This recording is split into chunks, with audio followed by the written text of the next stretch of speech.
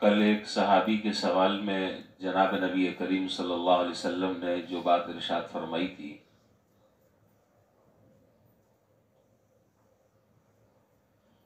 اسی جواب سے متعلق آج کی گفتگو ہے۔ سوال یہ تھا کہ اعمال تو بہت سارے ہیں، ان میں سب سے افضل ترین عمل کون سا ہے جو مختصر بھی ہو اور جامع بھی ہو اور ہر اعتبار سے وہ مفید بھی ہو؟ تو اس پر حضور اکرم صلی اللہ علیہ وسلم نے یہ ارشاد فرمایا کہ لا یزال لسانک رطبا من ذکر اللہ تعالی، کہ ہمیشہ ہر وقت تمہاری زبان اللہ تعالیٰ کے ذکر سے تر رہے۔ کل میں نے عرض کیا تھا کہ 24 گھنٹے تو ظاہر ہے کہ آدمی ذکر نہیں کر سکتا، بشری تقاضے بھی ہیں، انسانی ضروریات بھی وابستہ ہیں، تو پھر ہر وقت ذکر کرنا کیسے ممکن ہے؟ جبکہ اللہ تعالیٰ نے یہ جو ذکر کی عبادت ہے اس کو کثرت سے ادا کرنے کا حکم دیا ہے۔ یا ایھا الذین آمنوا اذکروا اللہ ذکرا کثیرا، کثرت سے، اور کثرت اسی وقت کہلائی جائے گی اور کثرت کا اطلاق اسی وقت ہوگا جب دن اور رات کے اکثر اوقات اس میں صرف ہوں، اور جو کہ ممکن نہیں ہے۔ ظاہر ہے کام کاج ہے، دنیا کے معاملات ہیں، کاروبار ہے، تجارت ہے، ملازمت ہے، مشغولیت ہے، وغیرہ وغیرہ۔ ایک بات آگے بڑھنے سے پہلے یہ بات اچھی طرح سمجھ لیں، کل بھی اس کی طرف میں نے اشارہ کیا تھا، آج میں اور تھوڑی سی وضاحت کرنا چاہ رہا ہوں۔ دیکھیے، شریعت جس چیز کو جتنا زیادہ کرنے کا حکم دیتی ہے اس میں شریعت اتنی سہولت پیدا کرتی ہے۔ اللہ تعالیٰ ہم پر کوئی تنگی نہیں ڈالنا چاہتے اور ہمیں کسی تنگی میں مبتلا نہیں کرنا چاہتے کہ یہ مشقت میں پڑ جائیں اور تکلیف میں پڑ جائیں۔ بالکل اللہ تعالیٰ یہ نہیں چاہتے۔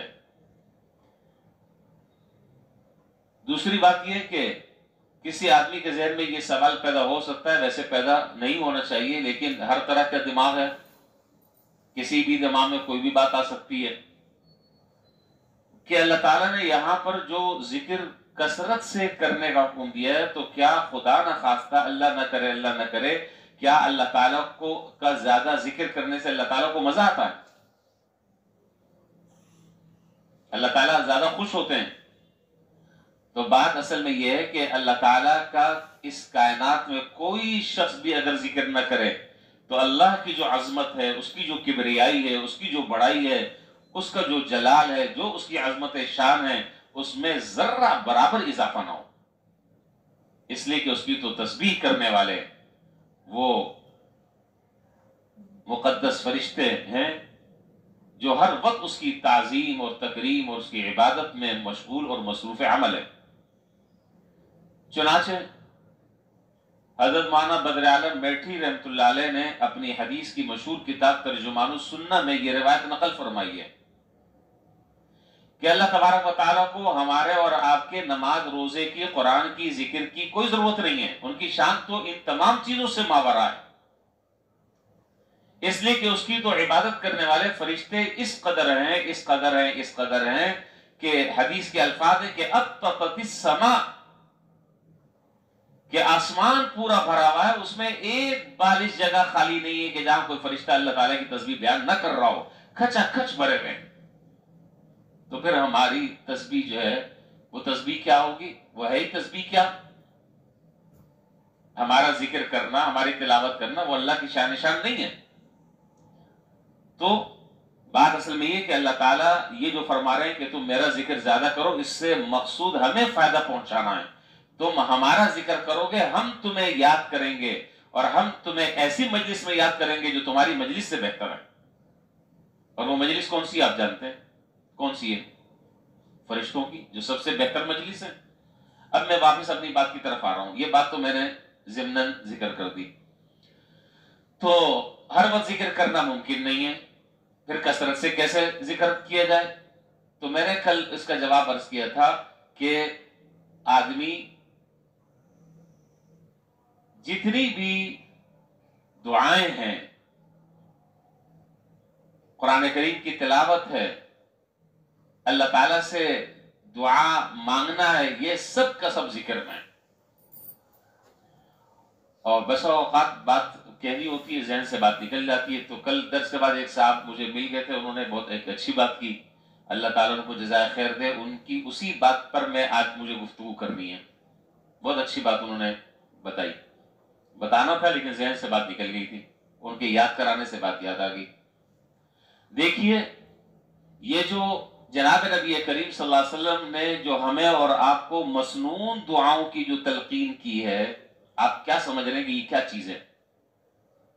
مسنون دعاؤں کی جو تلقین کی ہے، کیا مطلب کہ صبح سے لے کر شام تک، یعنی میں اگر یوں کہوں کہ صبح نیند سے بیدار ہونے کے بعد سے لے کر واپس بستر پر جانے تک، صبح نیند سے بیدار ہونے سے لے کر شام کو اور رات کو بستر پر جانے تک کے جتنے مراحل آتے ہیں، ہر مرحلے کی دعا جناب نبی کریم صلی اللہ علیہ وسلم نے ہمیں اور آپ کو تلقین فرمائی ہے.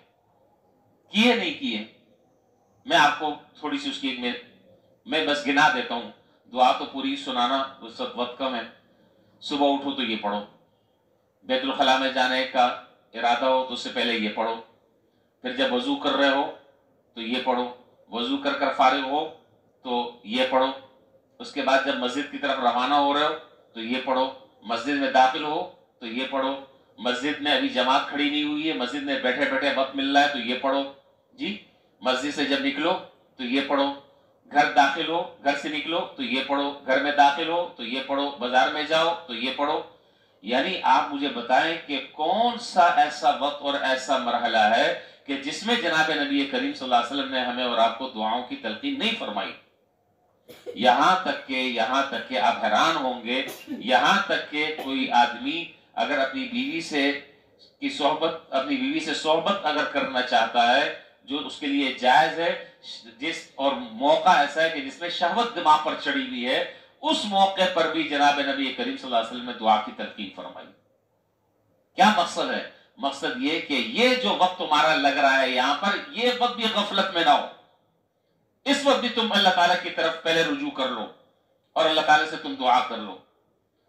تو میں کہہ رہا ہوں کہ اگر صرف یہ جو مسنون دعائیں ہیں، اگر ان دعاؤں کو یاد کرنے کا اہتمام کر لیں تو یقین سے یہ بات کہی جا سکتی کہ انشاءاللہ ہمارا 24 گھنٹے اللہ تعالیٰ سے رابطہ رہے گا، جڑا رہے گا.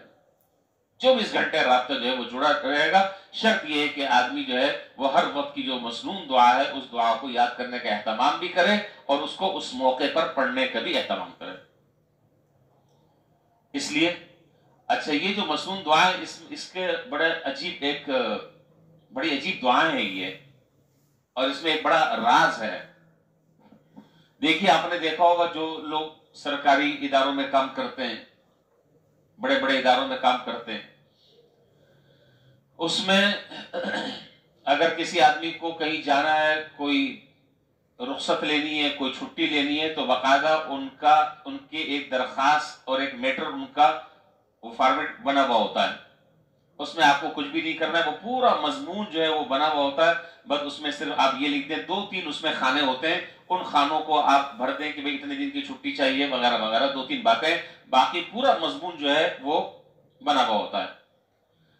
تو اب آپ مجھے بتائیں کہ جو آدمی درخواست کا، یہ پہلو بڑا اہم ہے، اس پر ذرا غور فرمائیں.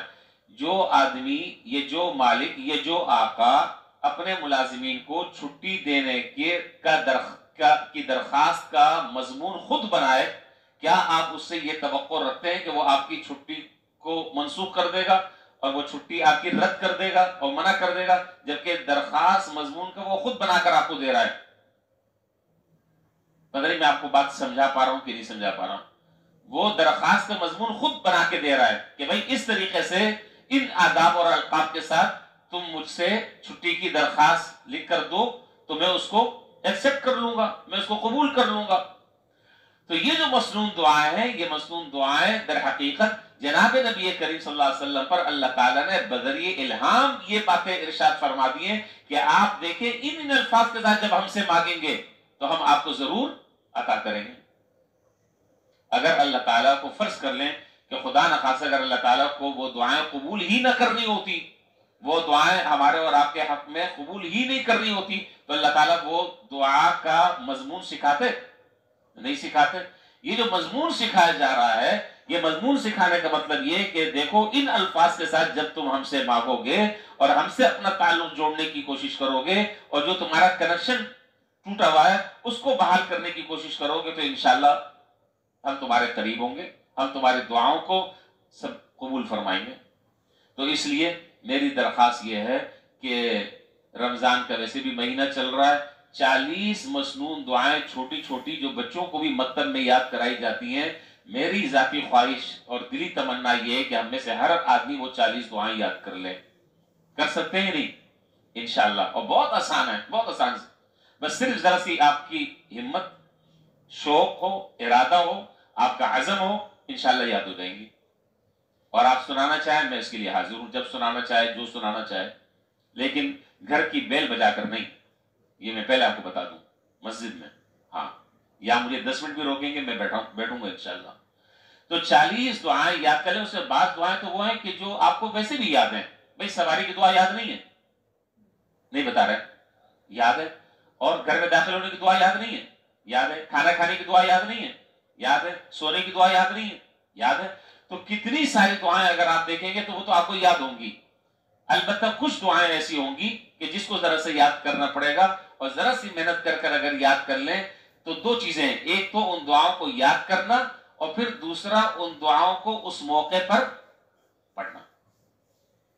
اب میرا خیال میں تو یہ نہیں کہہ سکتا کہ کوئی بھی آدمی ایسا نہیں ہوگا، بہت سارے لوگ ایسے ہوں گے، لیکن بات ایسے بھی ہوں گے کہ جو صبح اٹھ کر صبح سویرے بستر سے اٹھنے کے بعد ان کی زبان پر وہ دعا ہو جس دعا کی تلقین حضور صلی اللہ علیہ وسلم نے فرمائی کہ جب تم صبح اٹھو تو یہ دعا پڑھو۔ یاد تو ہے لیکن اس موقع پر پڑھنا بھول جاتے ہیں، چونکہ وہ چیز جو ہے وہ روٹین میں نہیں ہے، وہ چیز اپنے معمولات میں نہیں ہے۔ جب یہ چیز معمول میں آ جائے گی تو پھر آپ چاہیں گے نہیں چاہیں گے زبان آپ کی چلتی رہے گی۔ تو پھر ارادہ کر لیں کہ نہیں، پکی بات کریں، مسجد ہے اور روزہ بھی ہے، ہاں روزہ بھی ہے، دیکھ لیں تو آسان سی کتاب مل جاتی ہے اور زیادہ اس کی قیمت بھی نہیں ہے، کتابوں کی دکان پر وہ کتاب آپ کو مل جائے گی جس میں 40 مسنون دعائیں، ایک ایک دعا اس پہ اعراب بھی لگا ہوا ہے، اس کا ترجمہ بھی دعا کے ساتھ ہے۔ تو 40 دعائیں جو ہے وہ یاد کرنے کی کوشش کر لیں اور اس کو پڑھنے کا اہتمام کر لیں۔ اللہ تعالیٰ نے چاہا انشاءاللہ 24 گھنٹے ہمارا رابطہ اللہ تعالیٰ سے جڑا رہے گا۔ تو ہم کس فہرست میں آ جائیں گے؟ یا ایھا الذین آمنوا اذکروا اللہ ذکرا کثیرا، اے ایمان والو اللہ تعالیٰ کو کثرت سے یاد کرو، تو انشاءاللہ کثرت سے یاد کرنے والے جو لوگ ہیں اس میں کسی نہ کسی کھاتے میں ہمارا نام آ جائے گا انشاءاللہ۔ اللہ تعالیٰ مجھے بھی اس کی توفیق عطا فرمائے اور آپ کو بھی۔ وآخر دعوانا الحمدللہ رب العالمین۔